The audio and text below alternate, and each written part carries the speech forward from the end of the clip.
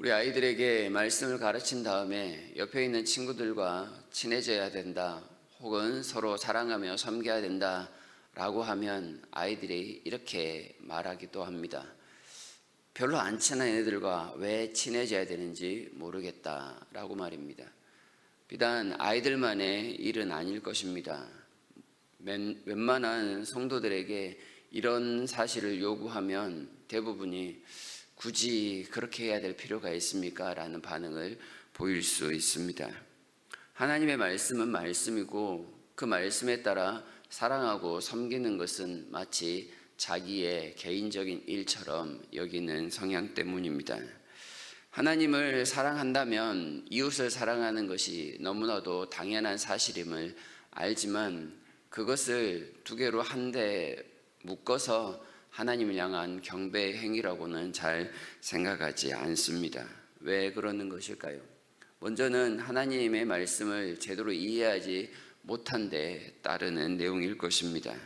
하나님은 크고 위대하신 분, 그래서 우리의 예배를 받기에 합당하신 분이라고는 우리가 분명히 압니다. 그렇지만 그 하나님을 더 깊이 알아서 인격적으로 교제함이 있고 그 하나님의 성품을 닮아가는 데 있어서는 부족함이 우리에게 가득합니다.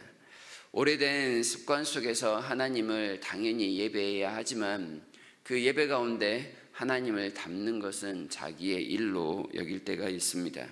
마치 예배함은 나의 개인적인 차원이라고 생각하는 경향입니다. 나만 잘 믿고 나만 복받으면 되지, 이런 생각 때문에 주변에 있는 사람들을 잘 돌아보지 않습니다. 그러나 하나님께서 성도를 부르실 때는 물론 한 사람 한 사람을 부르셨습니다마는 그 성도를 그 개인의 차원에만 머물러 두지 아니하시고 한데 모아서 예배하는 회중으로 부르셨다라는 것을 기억해야 합니다. 우리는 예배 드릴 때 나만의 예배가 아닌 온 성도들이 함께 한데 모여 예배 드리는 이 회중의 예배를 드립니다. 하나님께서는 혼자만 예배 잘 드리면 된다가 아니라 공동이 함께 모여 예배 드리는 공예배의 모습으로 우리를 부르셨음을 꼭 기억해야 합니다. 그렇다면 우리 한 사람만 잘해서 될 일이 아니라 내 옆에 있는 사람과 함께 하나님께 나아가야 할 모습이 꼭 필요합니다. 나만 잘하면 되는 것이 아니라 옆에 있는 사람을 사랑하고 섬기는 것이 또한 하나님을 예배함의 또 다른 모습임을 꼭 기억해야 하는 것이지요. 옆에 있는 사람들에게 잘하지 못하는 것, 그것은 또한 내가 어떤 사람이었는지를 온전히 깨닫지 못함이었기 때문이라 말할 수 있습니다. 원래는 하나님과 관계가 없었던 사람, 하나님과 원수되었던 사람, 하나님의 나라 백성이 아닌 지옥 백성이었다는 사실을 인정하지 않기 때문입니다. 하나님께서 그러한 나를 불쌍히 여기셔서 하나님의 자녀로 편입시키셨다는 사실을 잘 알지 못하기 때문에 다른 사람들에 대해서 별다른 관심을 기울이지 않습니다. 이 사실을 오늘 말씀에서는 접붙임을 받았다라고 표현하고 있습니다. 우리가 하나님을 예배하는 것, 하나님의 자녀가 된 것, 그리고 계속해서 하나님의 자녀로 살아가는 것, 그것은 우리의 힘이 아닌 하나님께서 우리에게 베푸신 전적인 은혜 때문입니다. 다시 말해서 하나님께 접붙여진 상태로 계속해서 살아갈 수 있는 것은 하나님께서 계속해서 우리에게 영양분을 제공하고 계시기 때문이지 우리가 잘해서 혹은 잘나서가 아니라는 사실을 기억해야 합니다. 오늘 18절 말씀에서도 내가 뿌리를 보존하는 것이 아니요 뿌리가 너를 보존하는 것이니라 말씀을 하는데요, 뿌리이신 하나님께서 우리를 붙들고 계시기에 하나님도 예배할 수 있고 하나님도 믿을 수 있다는 것을 우리가 분명히 인정해야 합니다. 그리고 또한 우리가 하나님의 자녀가 되었다, 이 사실은 원래 있었던 가지를 하나님께서 가지치기를 한 다음에 접붙였다라는 사실을 의미합니다. 하나님께서 원래 있었던 이스라엘이라는 가지를 쳐내시고 그 자리에 우리를 접붙이셨다는 사실은 하나님께서 우리에게 한없는 자비를 베풀어 주셨다라는 것을 의미합니다. 하나님께서 그 놀라운 사랑으로 우리를 자녀로 부르셨으니 그 사랑에 더욱더 감화하며 주변의 많은 이들을 돌아보는 일에 인색해서는 안 된다라는 사람입니다. 그럼에도 불구하고 우리가 어려서부터 하나님을 예배하고 하나님을 따랐으니 하나님 백성이 된 것은 너무나도 자연스럽다 여기면 그것은 약간 위험할 수 있습니다.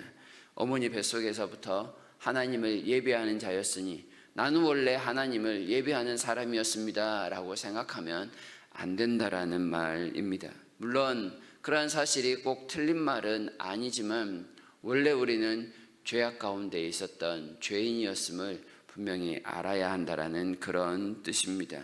이웃에게는 별로 관심을 기울이지 않고 하나님만을 섬긴다라는 건 우리를 접붙이신 하나님의 그 은혜와 수고를 외면하는 일이 될 수 있기 때문에 그렇습니다. 우리는 원래부터 하나님의 자녀가 아니라 죄인이었다라는 사실을 알고 그 죄인을 하나님께서 자비로 극복하셨다라는 것을 분명히 또한 붙들어야 하는 겁니다. 이런 자기만 원래 하나님을 예배하는 사람이었다라는 생각이 위험한 건 이스라엘이 그러한 생각 속에 빠졌다가 가지치기를 당했기 때문이라고 말할 수 있을 것입니다. 21절에 하나님이 원 가지도 아끼지 아니하셨은즉 너도 아끼지 아니하시리라 라는 말씀을 우리가 깊이 들어야 하는 것입니다. 하나님을 진심으로 알지 못하고 이웃 사랑하기를 실천하지 아니하였던 이스라엘이 하나님 앞에 탈락하였습니다. 그런데 그 사실을 바라보는 우리가 똑같은 일을 반복한다면 어찌 이스라엘처럼 되지 않겠느냐 말할 수 있는 것입니다. 하나님 앞에서 나만 잘하면 됩니다 라는 생각이 100% 틀린 생각은 아니지만 나만 잘하고 옆에 있는 사람들은 돌아보지 않아도 된다라는 생각은 이런 이스라엘의 경우 때문에 위험합니다. 하나님의 사랑과 또한 이웃을 사랑함은 함께 움직여야 하는 두 축과 같습니다. 성경을 요약하면 하나님 사랑과 이웃 사랑으로 나타낼 수 있습니다. 그럼에도 하나님은 사랑합니다. 그러나 이웃 사랑은 제가 알아서 하겠습니다 라고 말하는 것은 하나님을 사랑하는 데 있어서 온전하지 못한 모습이 되는 것입니다. 형제를 사랑하면서 하나님 사랑을 배울 수 있습니다. 그래서 하나님을 사랑한다면 반드시 이웃들과 친해져야 함을 이야기합니다. 그 이웃은 하나님이 정하시는 것이지 우리가 정하는 대상이 아님을 우리는 알아야 할 것입니다.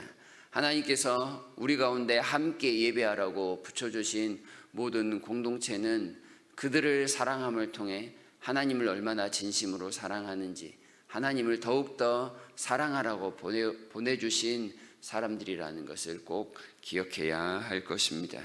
그러니 우리는 하나님을 사랑한다면 이웃을 사랑하는 태도로 더욱더 적극적으로 나아가야 할 것입니다.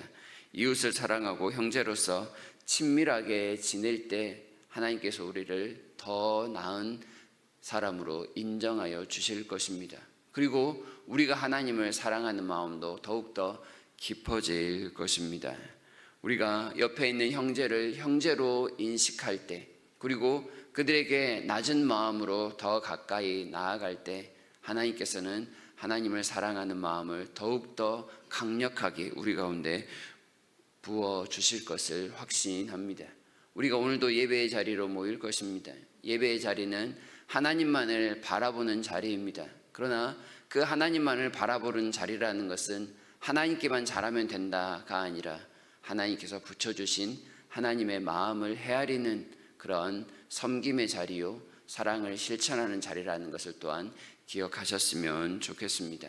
하나님께 진심으로 경배의 마음을 올려드리고 또한 그 마음을 우리 옆에 있는 형제와 자매들과 함께 나누면서 온전한 예배를 드리기에 부족함이 없는 저와 여러분들이 될 수 있기를 진심으로 바랍니다.